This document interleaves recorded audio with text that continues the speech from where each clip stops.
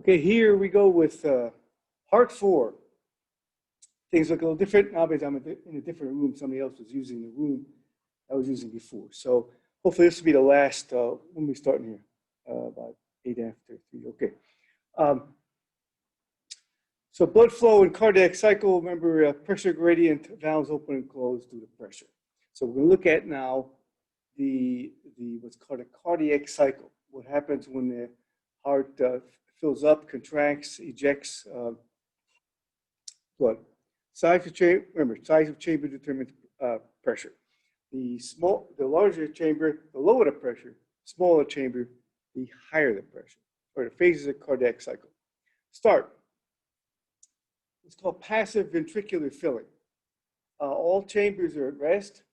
The AV valves are open. The semilunars are closed. And blood is just flowing from the atria into the ventricles, because the pressure in the ventricles is lower than it is in the atria. And the pressure in the superior inferior vein cava is higher than it is in the right atrium. So that's why it's flowing. And the pressure in the pulmonary veins is higher than it is in the atria. And then the atria pressure is higher than the ventricles. So lowest pressure is actually in the ventricle. So it just, everything, the heart's at rest and it's just passively filling. The ventricles are passively filled. All right. Then atriosystole. The SA node goes off. The exponential travels through the atria, causes a contraction of the atria, and pushes blood, now pumps blood. Before it was just flowing into it. Now it's actually being pumped into the ventricles. The AVs are still open. The semi is still closed. Okay. Then early ventricular systole. Increasing ventricular pressure closes AVs. So as the exponential travels down the bundle branches of the Purkinje fibers and starts the contraction of the ventricles from the apex up, the pressure inside starts to rise, because now we're making a smaller space. Remember, the smaller the space, the higher the pressure. So, the pressure gets high enough to slam shut the AV valves, right? But it's still not high enough to open the semilunars. So all the valves are closed. And this is called isovolumetric contraction. Isovolumetric meaning the volume of the ventricles is not changing, the pressure is increasing. Now, once the late ventricular systole, now the pressure has gotten high enough, it's higher than it is in the aorta and higher than it is in the pulmonary trunk. Therefore, the semilunar valves open up. This is called ventricular ejection. We are now ejecting blood from the ventricles into the aorta and the pulmonary trunk. All right. Then early ventricular diastole. After the exponential stops, the contraction stops, the ventricles start to relax. So the space opens up, and the pressure in the ventricle starts to drop. When it drops below that in the pulmonary trunk and aorta, the semilunars will close. But the pressure is still higher than it is in the atria. So the AVs are still closed. So here's another brief instant where all 4 valves are closed. This is called isovolumetric relaxation. Late ventricular diastole, ventricular pressure falls below the atria. Once this happens, the AV valves open up and blood flows passively from the atria into the ventricles. Remember, the whole time the AV valves are closed, blood has still been entering the atria and getting higher and higher pressure. So as soon as the AVs open, blood rushes into the ventricles. But it's passively.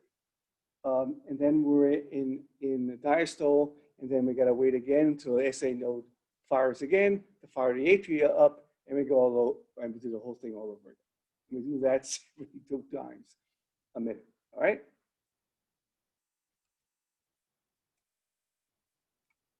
All right. So I have to talk about heart volumes. What are the volumes in these different chambers? Okay, and the diastolic volume. This is the highest volume. It's 130 milliliters. On the average, it's 130. Okay, we'll look at averages here. The last 40 milliliters are contributed by atrial systole. Right? So this is at the end of diastole, and the AV valves close, and the ventricles start to contract. This is end diastolic volume. Stroke volume is how much is ejected from the ventricles during ventricular ejection, when the semis open up and blood is pushed into the pulmonary trunk and the aorta. How much goes in there? That's called stroke volume. That's about 70 milliliters. So remember, you only send out about 60% of the blood in the ventricles. You have 130, you only eject about 70. So that's called stroke volume. All right. What's left over after the blood that's been ejected, and then the semis drop? What's left over is called end systolic. And 70 from 130 is 60. 60 milliliters is left. That's called end systolic volume. And so remember, stroke volume and end systolic volume equals end diastolic volume. All right. An ejection fraction is the percent of end diastolic volume ejected. And that's about 70 out of 130, so that's like 60-something percent. That could be increased by exercise. You can eject more and more if you build up your heart, make a stronger heart. Okay. Actually, stroke volume is a variable thing. We're going to look at that later on. We'll look at cardiac output. All right. So remember, there's various ways you can put this equation, these three volumes. In this sense, it's end diastolic volume minus end systolic volume equals end diastolic volume minus stroke volume equals end systolic volume. You can also rearrange it different ways, saying end systolic volume plus stroke volume equals end diastolic volume. You can put this equation of three volumes different ways, but you need to understand the relationship between these volumes. Okay? All right, cardiac output. This is how much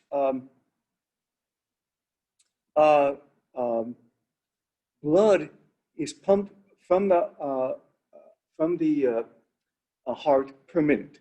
So it's heart rate times stroke volume. So every time, so it's like 72. So in a minute, how much blood is pumped from your heart in 1 minute? Well, if your heart rate is 72, okay, and your stroke volume is 70, that's 72 times 70, it comes out to be like 5¼ liters of blood. And actually, you only have about 5 liters of blood in your body. So every minute, your entire blood supply goes to your heart. It's pretty constant between individuals, the cardiac output. Each person needs about the same amount of blood. So here's the thing: if you have a small heart, you have to have a faster heart rate. So let's say everybody needs 5¼ liters of blood pumped through their body in 1 minute. Everybody needs that. So if you have a smaller heart, you have to have a higher heart rate in order, because remember, cardiac output is heart rate times stroke volume. So if you have a smaller heart, you have a smaller stroke volume, your heart has to pump faster to pump that 5¼ liters through.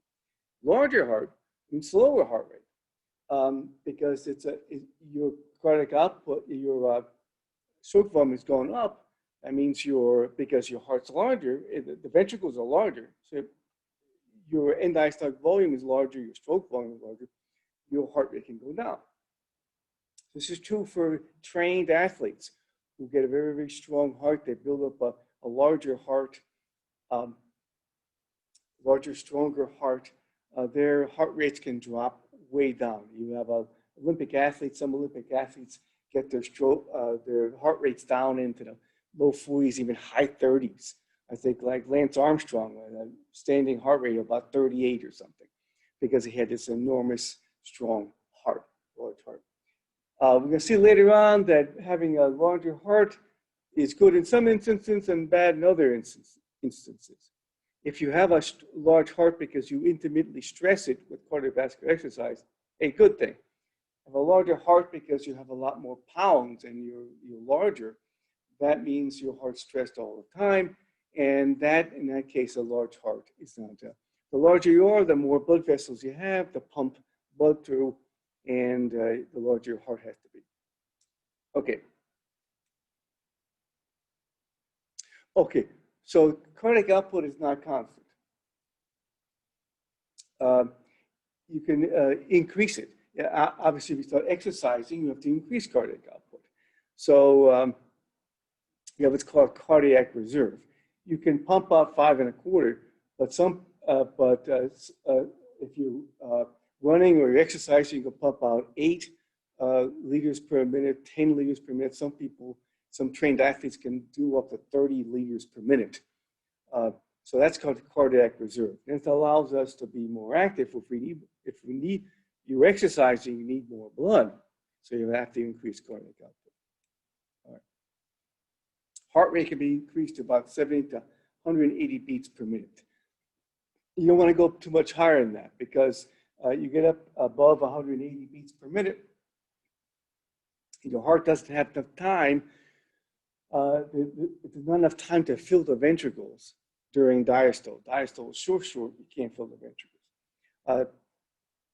Stroke volume can be raised to about 100 milliliters, from 70 to 100. So you can raise cardiac output from 20 liters per minute to 35 liters per minute. And that's the cardiac reserve. Okay. So how do you change cardiac output? Well, you got to change one of two things: heart rate or stroke volume. Cardiac output is heart rate times stroke volume. You want to change cardiac output, you got to change one or both of those. So things that change heart rate are called chronotropic agents. And then you have something that raises heart rate is a positive chronotropic agent. And that would be adrenergic stimulation, which is sympathetic nervous system. Sympathetic nervous system, stimulation by your sympathetic nervous system is a positive chronotropic agent because if it's activated, you raise heart rate, which really increases the amount. I think I mentioned this before in an earlier lecture. It increases the amount of calcium ions that enters the heart, and this causes increase in heart rate. Also causes an increase in the strength of the contraction. Also things like caffeine, nicotine, thyroid hormone. These are positive chronotropic agents. Negative chronotropic agents. This will decrease heart rate. And that's cholinergic stimulation, which is parasympathetic branch of the autonomic nervous system. Increases loss of potassium ions. And it's called vagal tone because the vagus nerve is a big parasympathetic nerve that goes through, that innervates your heart. Innervates a lot of other stuff too. Okay, stroke volume. That's the other part of the equation, right? If we modify stroke volume, we can modify cardiac output. What things affect stroke volume? One thing is what's called preload. It's also be referred to as venous return. How much blood is returning to your heart? How much is being pumped into there, flowing into there during early diastole, and how much is pumped in there during atrial systole? Well, that is determined by the size of the large veins that are going back to your heart, the size of the inferior, superior, and inferior vena cava. How much blood is in those vessels? That's how much is being pumped back. or in the pulmonary veins as well. So that's called preload or venous return. And this is also known as Starling's law of the heart. The more blood that comes back to the heart, the higher the end-diastolic volume, the more the heart is stretched. The more you stretch the heart, the greater the resulting contraction. And this is called Starling's law of the heart. Okay, contractility. This is how strongly the heart contracts. So anything that affects the contractility, which affects which affects stroke volume, are called inotropic agents. And if ones that increase the contractility, the strength of the contraction, is a positive inotropic agent, and that decreases the strength of the contraction, it's called a negative inotropic agent. Positive would be calcium. The more calcium comes into the heart, the stronger the resulting contraction. Norepinephrine, because that's the postganglionic neurotransmitter for the sympathetic nervous system. Glucagon, digitalis, all those increase contractility, strength of contraction, and cardiac output. Right? Then, negative would be hyperkalemia and vagus stimulation. They are going to decrease the contractility, the strength of the contraction, and therefore decrease stroke volume, decrease cardiac output. Then there's afterload. This is what the heart has to work against, actually. So the afterload is really the blood pressure in the aorta and the pulmonary trunk. The higher they are, the harder it is to pump blood into them. The lower the stroke volume. The lower they are, the more you can pump into it, and the higher the stroke volume.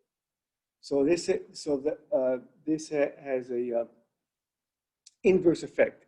The higher the afterload, the lower the stroke volume. And there you are laid out right there. Chronotropic agents, positive and negative, increase or decrease heart rate beats per minute, affects cardiac output. Okay. The stroke volume, what affects it? Venous return, volume of blood returning to heart, inotropic agents, positive and negative, will increase or decrease stroke volume, and afterload, increase resistance in arteries, the pressure in the pulmonary trunk and aorta. All those will affect cardiac output.